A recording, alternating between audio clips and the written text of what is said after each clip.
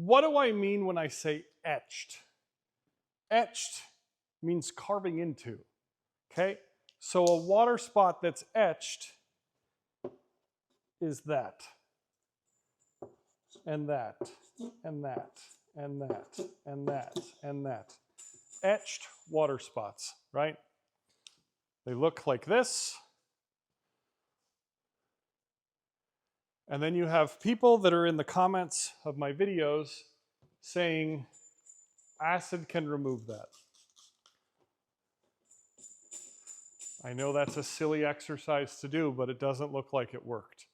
Because again, it's etched. You cannot remove an etching. You cannot remove the etch with a solvent, with an acid.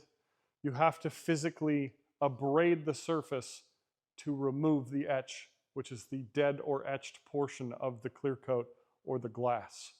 That is why I talk about etching so much. Because what you see all over social media, what you see people do, is make things look cleaner.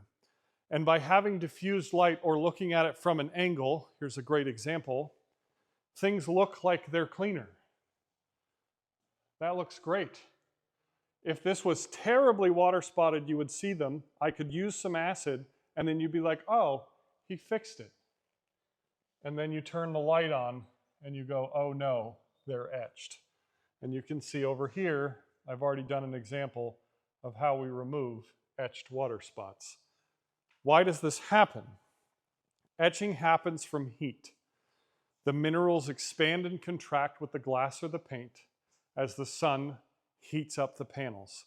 They then contract when the sun is no longer there or nighttime, and they contract, driving the minerals further and further into the item that it's in, the substrate that it's in, and that's how etching happens.